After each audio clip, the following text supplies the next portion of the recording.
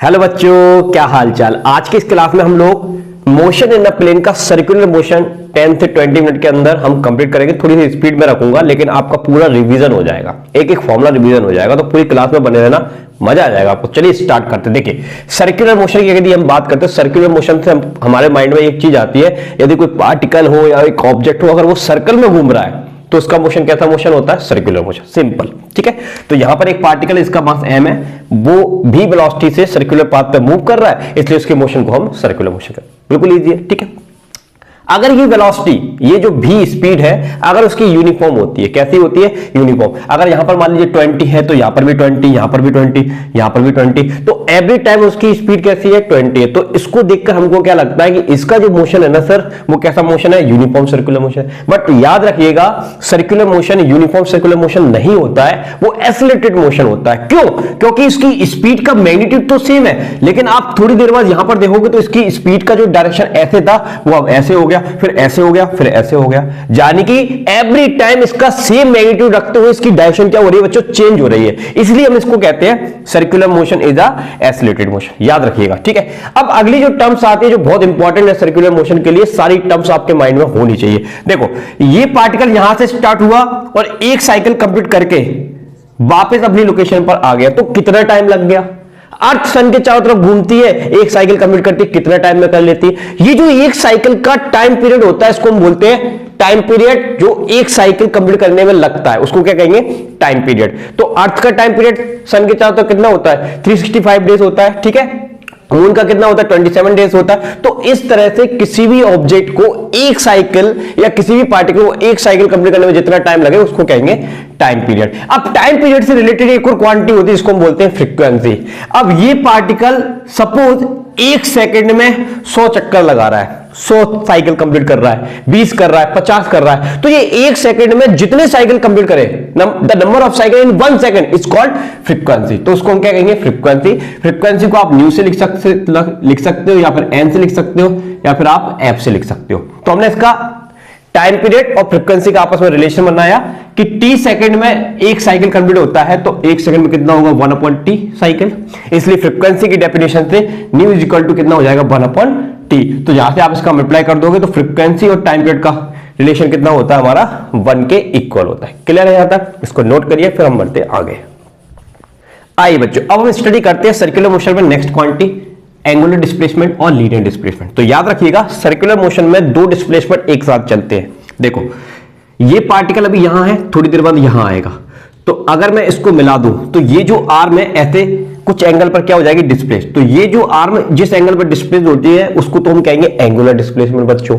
और ये जो स्ट्रेट लाइन में गया है अपनी सर्कमफेरेंस पर, इसको हम क्या कहेंगे? Linear displacement. क्या इन दोनों का आपस में रिलेशन होता है? तो आंसर है यस, होता है। एंगल का आप फॉर्मूला लगाएंगे, एंगल का फॉर्मूला क्या होता है? Arc upon radius. तो आर्क तो अपने पास x है और रेडियस कितना है? r है, तो थीटा का रिलेशन कितना आ जाएगा? x upon r।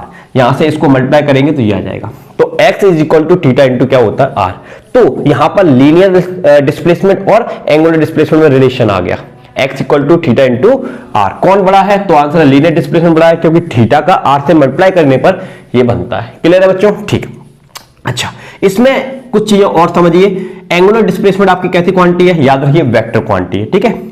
और इसका यूनिट क्या होता है? रेडियन होता है। इसकी अब बात करें इसकी डायमेंशन, तो इसकी डायमेंशन नहीं होती है, क्योंकि ये दो सिमिलर क्वांटिटी का क्या होता है? रेशियो होता है। क्लियर है? अच्छा, बात करते हैं इसकी डायरेक्शन की। तो डायरेक्शन जो होती है एंगुलर डिस्प्लेसमेंट की, हमेशा राइट हैंड कर्व रूल से निकाली जाती है, ठीक है। और अगर ये हम इसको ऐसे घुमाते हैं, लाइक दिस, ऐसे घुमाते हैं, तो ये घुमाव जो है वो एंटी क्लॉकवाइज है, तो अंगूठा कहां की तरफ आ जाए? बाहर की तरफ। बाहर के लिए सिंबल हम बनाएंगे डॉट, इसको बोलेंगे आउटसाइड है, इस प्लेन के आउटसाइड। और अगर हम क्लॉकवाइज बात करते हैं तो ये ऐसे कर लेंगे, तो ये क्या आएगा? इनसाइड। तो इनसाइड के लिए हम बनाएंगे क्रॉस, ठीक है। तो ये याद रखिएगा। क्लियर है? इसको नोट करिए, फिर बढ़ते हैं हम आगे। आइए बच्चों, अब सर्कुलर मोशन में हम नई क्वांटिटी स्टडी करते हैं जिसका नाम है एंगुलर वेलोसिटी और लीनियर वेलोसिटी, ठीक है। देखो, एंगुलर वेलोसिटी जो होती है वो ओमेगा होती है, लीनियर वेलोसिटी जो होती है वो क्या होती है? v होती है। आपको पता होना चाहिए कि जब भी कोई पार्टिकल सर्कुलर मोशन करता है और उसका टाइम के रिस्पेक्ट में डिस्प्लेसमेंट चेंज हो रहा है, तो जाहिर सी बात है उसमें क्या बनेगी? वेलोसिटी बनेगी, ठीक है। तो एंगुलर वेलोसिटी का फॉर्मूला क्या होता है? ठीक है, अगर एवरेज एंगुलर वेलोसिटी आप निकालते हो तो डेल्टा थीटा, यानी कि angular displacement upon time interval. ठीक है, तो ये किसका फॉर्मूला हो गया? एंगुलर वेलोसिटी का। अगर आपको इंस्टेंटेनियस वेलोसिटी निकालनी है तो आप उसका क्या कर दोगे? डिफरेंशिएशन कर दोगे। ठीक है, अच्छा लीनियर वेलोसिटी की बात करें तो ये लीनियर डिस्प्लेसमेंट है, जितने टाइम में लीनियर डिस्प्लेसमेंट चेंज हुआ उसको लीनियर वेलोसिटी कहेंगे। तो लीनियर वेलोसिटी का ज्यादा फॉर्मूला तो वही बन जाएगा जो आपने पहले पढ़ा है, v इक्वल टू क्या होता है? dx upon dt। ठीक है, इंस्टेंटेनियस लीनियर वेलोसिटी। अच्छा अब इसमें कुछ चीजें याद रखिए। एंगुलर वेलोसिटी कैसी क्वांटिटी? आपकी वेक्टर क्वांटिटी है। इसका यूनिट क्या होता है? रेडियन पर सेकंड, क्योंकि एंगुलर डिस्प्लेसमेंट का रेडियन, टाइम का सेकंड। इसकी डायमेंशन जो फ्रीक्वेंसी की डायमेंशन होती है वही इसकी डायमेंशन होती है, यानी कि m0 L0 t-1। अच्छा ठीक है, अब अगली चीज मैं आपको यहां पर बताना चाहूंगा। पहले इधर देखिए, फॉर वन साइकिल, एक साइकिल कंप्लीट होने में कितना डिस्प्लेसमेंट होता है? तो आंसर है 360 डिग्री, यानी कि 2 पाई। Okay, 2 pi radian. और टाइम कितना लग जाता है? कैपिटल टी, यानी कि टाइम पीरियड के बराबर। तो बताइए एंगुलर स्पीड कितनी होगी, एंगुलर वेलोसिटी कितनी होगी? तो एंगुलर वेलोसिटी का फॉर्मूला हो जाएगा angular displacement upon time period. तो angular displacement for one cycle कितना है? 2 पाई, और टाइम पीरियड कितना है? टी। तो ये फॉर्मूला आ जाएगा, बहुत ही इंपॉर्टेंट फॉर्मूला है। ठीक है, अच्छे से याद रखिएगा। अच्छा, फ्रीक्वेंसी और टाइम पीरियड में ये रिलेशन होता है, तो 1/t की जगह हम न्यू रख सकते हैं, तो यहां पर रख देंगे। तो ये जो चीज बनेगी जो कि फ्रीक्वेंसी के टर्म्स में, इसलिए हम इसको क्या कहेंगे? Angular frequency. Angular frequency. ठीक है भाई। अच्छा, अब एक चीज बड़ी इंपॉर्टेंट जरा जहां ध्यान दीजिएगा कि इस तरह के जो न्यूमेरिकल आते हैं, एंगुलर फ्रीक्वेंसी आपको निकालने की पूछी जाती है, तो उसमें कभी कभी देखो फ्रीक्वेंसी का यूनिट क्या होता है? राउंड पर सेकंड होता है। ठीक है, आरपीएस, या फिर क्या होता है? हर्ट्ज होता है। साइकिल पर सेकंड भी कभी कभी लिखा आपको दिखेगा, ये ऐसा ही सिस्टम में होता है। लेकिन कभी कभी वो फ्रीक्वेंसी आपको दे देंगे, मान लो 20 आरपीएम राउंड पर मिनट दे दी, तो आपको उसको काय में कन्वर्ट करना पड़ेगा? सेकंड में। तो सेकंड में कन्वर्ट करने के लिए आप 60 का क्या कर दोगे? डिवाइड कर दोगे। तो इस टर्म्स को आप इसमें रखा करोगे, जिससे आपकी क्या निकल आएगी? Angular velocity. क्लियर है? इसको नोट करिए, फिर हम बढ़ते हैं आगे। आइए बच्चों, अब हम बात करते हैं एंगुलर वेलोसिटी और लीनियर वेलोसिटी में रिलेशन। इनमें आपस में रिलेशन होता है। क्या रिलेशन होता है? देखिए, हमारे पास एंगुलर वेलोसिटी का फॉर्मूला क्या होता है? ठीक है, इंस्टेंटेनियस एंगुलर वेलोसिटी का d थीटा बाई dt। ठीक है, तो थीटा का फॉर्मूला क्या होता है? x upon r. अभी निकाला था अपन ने एंगुलर डिस्प्लेसमेंट, उसको यहां पर पुट कर दिया, तो x upon are, 1/r constant है, इसकी रेडियस, उसको हमने बाहर निकाल लिया। ठीक है, तो अपने पास क्या बचा? dx by dt। और dx बाई dt को क्या कहते हैं? Linear velocity. तो इसके स्थान पर लीनियर वेलोसिटी आ गई, इसको इधर मल्टीप्लाई कर दिया। तो ये बहुत ही इंपॉर्टेंट और वर्सेटाइल फॉर्मूला बन गया आप लोगों के लिए, लीनियर वेलोसिटी और एंगुलर वेलोसिटी में रिलेशन। अब यहां पर एक ध्यान देने वाली बात यह है कि ये जो एंगुलर वेलोसिटी होती है वो एक पर्टिकुलर एक व्हील की है, या जो घूमने वाली चीज की है, वो कांस्टेंट है। वो हम जब बढ़ाएंगे तभी बढ़ाएंगे। जैसे फैन को स्पीड को हमको तेज करना है तो रेगुलेटर लगाया है, रेगुलेटर को हमको 50 पे सेट करेगा तो वो 50 की साइकिल से घूमेगा, 30 पे सेट करोगे 30 पे घूमेगा। लेकिन जब तक आप चेंज नहीं करोगे तब तक नहीं चेंज होगी। तो यानी कि आपकी एंगुलर वेलोसिटी तो फिक्स है, लेकिन रेडियस के अनुसार उसकी जो लीनियर वेलोसिटी वो चेंज होती है। अगर यहां सेंटर से इसका रेडियस कितना है? v1, सॉरी रेडियस कितना है? r1, तो स्पीड होगी v1। सेंटर से इसका इस पॉइंट का रेडियस कितना? r2, तो वेलोसिटी कितनी होगी? v2। सेंटर से इस पॉइंट का या इस पार्टिकल का रेडियस कितना? r3, तो वेलोसिटी कितनी होगी? v3। तो इस व्हील जब रोटेशन मोशन करता है या सर्कुलर मोशन करता है तो हर पार्टिकल की डिस्टेंस अलग अलग होती है सेंटर से, उस कारण की वजह से लीनियर वेलोसिटी डिफरेंट होती है। लेकिन पूरे सिस्टम की जो एंगुलर वेलोसिटी वो हमेशा क्या रहती है? कांस्टेंट रहती है। ठीक है, तो ये फॉर्मूला याद रखिएगा, v इक्वल टू क्या होता है? r into omega. इसको नोट करिए, फिर हम बढ़ते हैं आगे। आइए बच्चों, अगली टर्म्स की बात करते हैं सर्कुलर मोशन में, एंगुलर एक्सीलरेशन और लीनियर एक्सीलरेशन। जैसा कि मैंने आपको बताया, जब भी सर्कुलर मोशन होगा तो दो तरह के एक्सीलरेशन, दो तरह की वेलोसिटी, दो तरह के डिस्प्लेसमेंट। ठीक है, तो एंगुलर एक्सीलरेशन क्या होता है? ये टाइम के साथ जो इसकी एंगुलर वेलोसिटी में चेंज आता है वो हमको क्या देगा? Angular acceleration. और टाइम के साथ लीनियर वेलोसिटी में जो चेंज होता है वो हमको क्या देगा? Linear acceleration. ठीक है भाई, तो एंगुलर एक्सीलरेशन का फॉर्मूला क्या होता है? Change in angular velocity divided by time interval. तो हमने एवरेज एंगुलर एक्सीलरेशन निकाला, तो उसका फॉर्मूला क्या होगा? Delta omega upon delta T. अगर हम किसी इंस्टेंट पर बात करते हैं तो हम उसको डिफरेंशिएट कर देंगे, तो D omega upon D T. अगर इसका आपको एंगुलर डिस्प्लेसमेंट दिया है और आपको चाहिए एंगुलर एक्सीलरेशन, तो डबल डिफरेंशिएशन करना पड़ेगा। तो इसका मतलब 2 बार डिफरेंशिएट कर दोगे आप एंगुलर डिस्प्लेसमेंट का, तो आपको क्या मिल जाएगा? अल्फा मिल जाएगा। ठीक है, अच्छा एंगुलर एक्सीलरेशन कैसी क्वांटिटी है? तो याद रखिए ये भी वेक्टर क्वांटिटी है। इसकी डायरेक्शन हम वो राइट हैंड कर्व रूल से निकाल सकते हैं। ठीक है, और इसकी डायमेंशन क्या होती है? m0 L0 t-1, और इसका यूनिट होता है रेडियन पर सेकंड स्क्वायर, रेडियन पर सेकंड स्क्वायर, याद रखिएगा। इसी तरह से जैसे एंगुलर वेलोसिटी और लीनियर वेलोसिटी में रिलेशन था, उसी तरह से अल्फा और ए में भी रिलेशन होता है। कैसे निकालेंगे? तो अल्फा का फॉर्मूला हमको पता है, ये होता है ये वाला, ठीक है। ओमेगा का फॉर्मूला हमने यहां से पहले ही निकाला था, देखो ओमेगा लीनियर वेलोसिटी और एंगुलर वेलोसिटी में रिलेशन, तो इसको हम नीचे ले जाएंगे तो ओमेगा की वैल्यू आ जाएगी, तो यहां रख दिया। इसमें से 1/r कांस्टेंट है, बाहर आ गया, और इस भाई को क्या बोलते हैं? लीनियर एसिलेशन, तो यहां रख दिया। तो ये किस में रिलेशन आ गया? लीनियर एसिलेशन और एंगुलर एसिलेशन में। तो तीन यहां पर मोस्ट इंपॉर्टेंट रिलेशन आपके निकल कर आ गए हैं, वो मैंने दोबारा से यहां पर लिख दिए हैं। Linear displacement, angular displacement, linear velocity, angular velocity, linear acceleration and angular acceleration. इसको नोट करिए, फिर हम बढ़ते हैं आगे। आइए बच्चों, अगली चीज की हम बात करते हैं सर्कुलर मोशन में। यदि सर्कुलर मोशन में कोई पार्टिकल कांस्टेंट एक्सीलरेशन से मूव कर रहा है, तब हम उसको कैसे सॉल्व करेंगे, उसकी एंगुलर वेलोसिटी कैसे निकाल सकते हैं, टाइम कैसे निकाल सकते हैं, डिस्प्लेसमेंट कैसे निकाल सकते हैं, तो वही हमको लगाना है इक्वेशन ऑफ मोशन। तो फर्स्ट इक्वेशन ऑफ मोशन आपको पता है, v इक्वल टू क्या होता है, u प्लस at। लेकिन यहां पर फाइनल वेलोसिटी को हम लिखेंगे एंगुलर वेलोसिटी, यानी कि final angular velocity, initial angular velocity, और ये क्या है आपका कांस्टेंट एंगुलर एक्सीलरेशन। तो इसी से मिलता जुलता है, देखो यहां पर v था, यहां पर ओमेगा है, यहां पर u था, यहां पर ओमेगा नॉट है। ये इनिशियल को इंडिकेट करेगा, ये फाइनल को इंडिकेट करेगा। तो ये फॉर्मूला बन जाएगा फर्स्ट इक्वेशन ऑफ मोशन से। यहां से अल्फा की वैल्यू निकालोगे तो ये आ जाएगी। इसी तरह से सेकंड इक्वेशन मोशन क्या होता है, s equal to ut plus half at square. तो s की जगह यहां पर एंगुलर डिस्प्लेसमेंट आ गया, इनिशियल की जगह ओमेगा आ गया, a की जगह क्या आ गया, अल्फा आ गया। थर्ड इक्वेशन ऑफ मोशन क्या होती है, v square minus g square equal to 2as होती है। तो यहां पर final angular velocity, initial angular velocity is equal to 2 alpha theta. तो इनको नोट करिए, मोस्ट इंपॉर्टेंट फॉर्मूले, इनसे बहुत सारे न्यूमेरिकल आपके बनेंगे। फिर हम बढ़ेंगे आगे।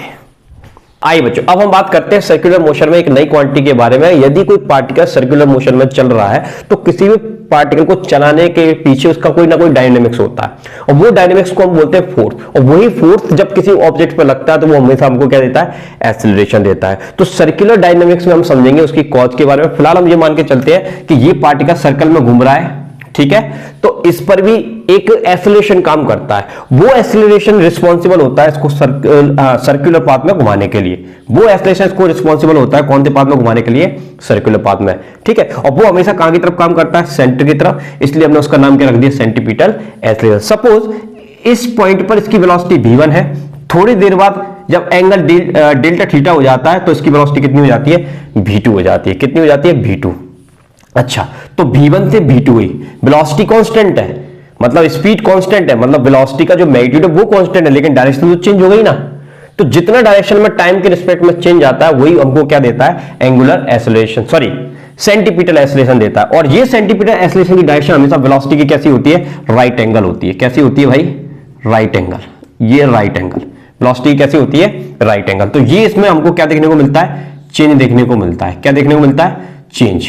पहले v1 थी, फिर v2 हुई, तो कितना चेंज हमको देखने को मिला, delta v। So change in velocity हमको क्या देगा, एक्सीलरेशन। अच्छा, एक और चीज समझो, ये वाली लाइन इस लाइन पर परपेंडिकुलर है, ये वाली लाइन इस लाइन पर परपेंडिकुलर है, और इन दो लाइन के बीच डेल्टा थीटा एंगल है, तो इन दो परपेंडिकुलर के बीच भी एंगल कितना होगा, डेल्टा थीटा होगा। इसलिए हमने यहां पर डेल्टा थीटा एंगल ले लिया।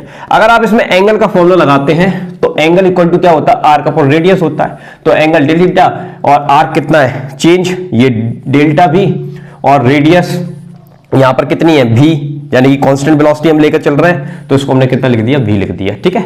तो ये आ जाएगा आपका। अब यहां से हमको क्या करना है, यहां से ओमेगा का फॉर्मूला होता है delta theta upon delta T, ये एंगुलर वेलोसिटी है। तो यहां से डेल्टा थीटा की वैल्यू निकालकर हमने यहां पुट कर दी, तो ये आ जाएगा हमारा, ठीक है। उसके बाद हम लोगों ने क्या किया, डेल्टा टी को नीचे ले गए, v को उधर लेगा, तो ये आ जाएगा हमारा।